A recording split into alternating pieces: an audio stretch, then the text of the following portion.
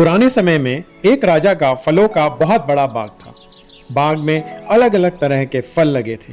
बाग का माली रोज राजा के लिए ताजे फल टोकरी में लेकर जाता था। एक दिन बाग में नारियल, अमरूद और अंगूर पक गए।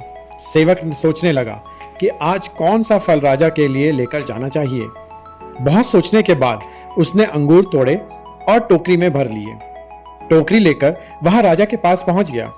सेवक ने अंगूर की टोकरी लेकर राजा के सामने रख दी।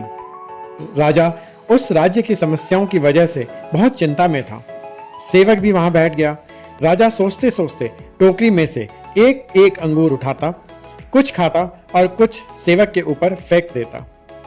हर बार राजा का फेंका हुआ अंगूर सेवक को लग रहा था, लेकिन सेवक हर बार यही कहता कि भगवान, तू बड़ा दयालु है, जो होता है अच्छे के लिए होता है।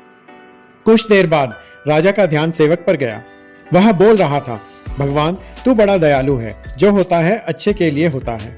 यह सुनते ही राजा ने उस सेवक से पूछा कि मैं तुम्हारे ऊपर बार बार अंगूर फेंक रहा हूं और तुम्हें गुस्सा नहीं आ रहा और तुम भगवान को दयालु कह रहे हो। सेवक बोला कि राजन, आज हमारे बाग में नारियल, अमरूद और अंगूर तीनों फल लगे थे। मैं सोच रहा था कि आपके लिए आज क्या लेकर जाऊं।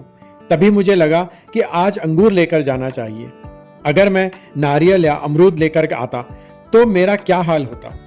इसलिए मैं भगवान को दयालु कह रहा हूं। फल लेकर आते समय भगवान ने मेरी बुद्धि ऐसी कर दी कि मैं आपके लिए अंगूर लेकर आया। इसलिए कहते हैं, जो होता है अच्छे के लिए होता है। निस्वार्थ भाव से भक्ति करने वाले लोगों का मन शांत रहता है और सोचने समझने की शक्ति बढ़ती है।